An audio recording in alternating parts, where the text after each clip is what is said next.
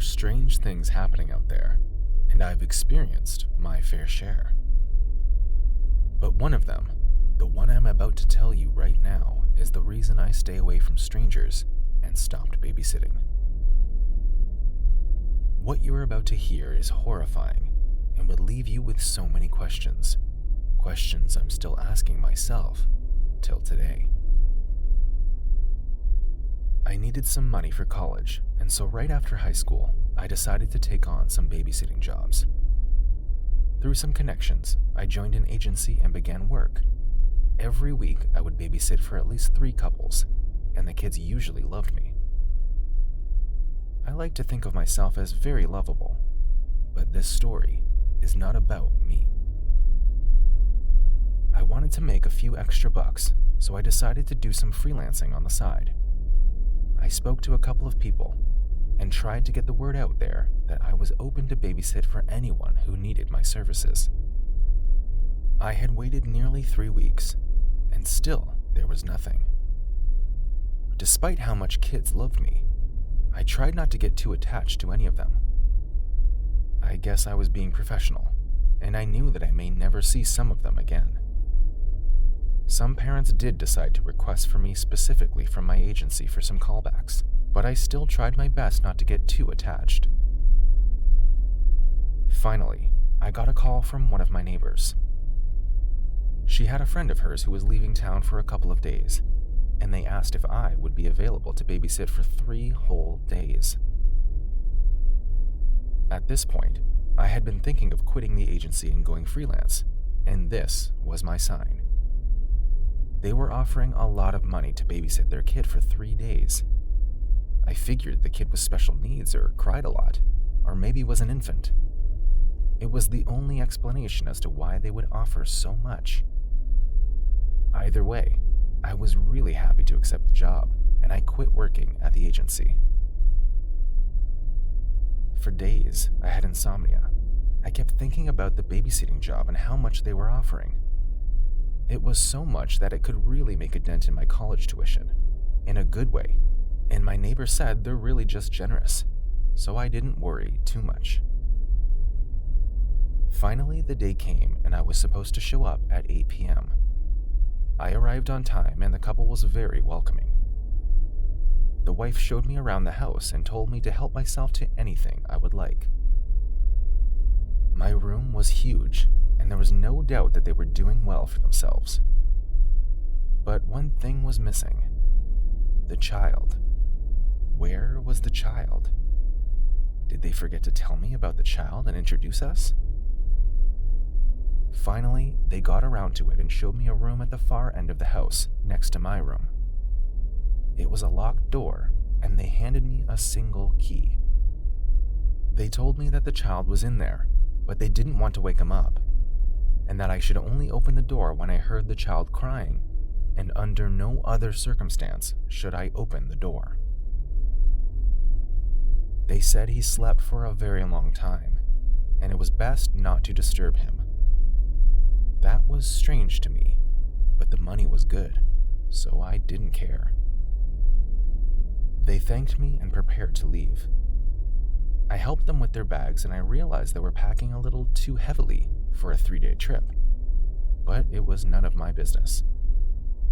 They left their number and told me to contact them if I ran into any trouble.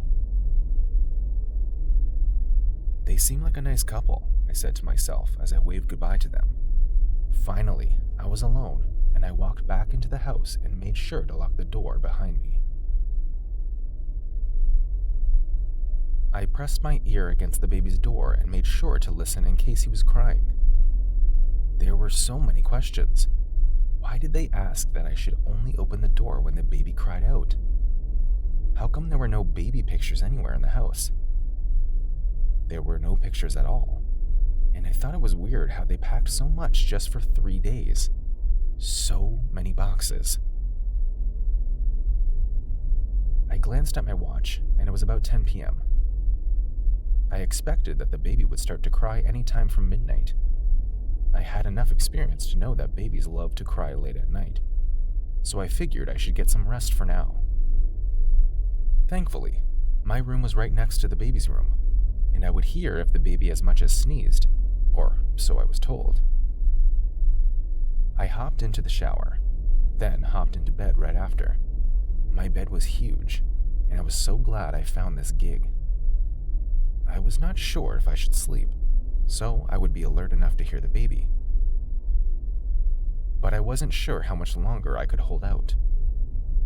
Slowly, I drifted into a dreamless sleep. I woke up with a gasp and realized it was the next day. I jumped out of bed and ran towards the door again to listen for the baby. What if the baby had been crying all night? How would the baby eat? Or get changed? I was about to open the door when the phone rang from the sitting room. I went to answer it, and it was the parents. They seemed less chatty and more interested in knowing if the baby had cried yet. I told them, not to my knowledge, and the baby was still quiet. And they warned again for me not to open the door till I heard the cries, after which they hung up abruptly. I was confused now and getting a little bit nervous, but I shrugged and thought this was just another strange couple and a stranger baby. Once again, it was good money, and so far, I had not lifted a finger. That was until that night. I was sitting in my room when I heard the door downstairs. I froze because I remembered locking it. Suddenly, I heard a cry from the baby's room. The baby. It was crying. I jumped out of bed and realized I didn't have the key to the baby's room. I searched frantically while the cries kept getting louder and louder. I looked in my closet. No key. I searched all of my clothes. Nothing. I decided to break down the door and attend to the baby.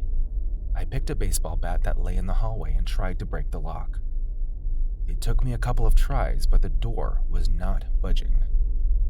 The baby kept crying, and I was getting more and more frantic. I had no idea what to do, and I had begun to panic. I ran back downstairs to call the parents, but it wasn't going through. I was now alone. I picked up the bat again and tried to break down the door. Still, it didn't give way.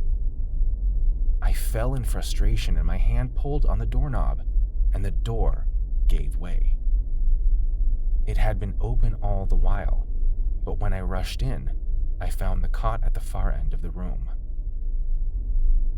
As I reached there to pick up the baby, there was no one there.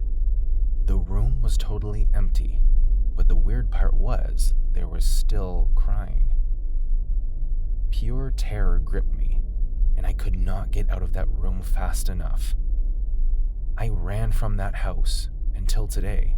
I never quite understood what happened.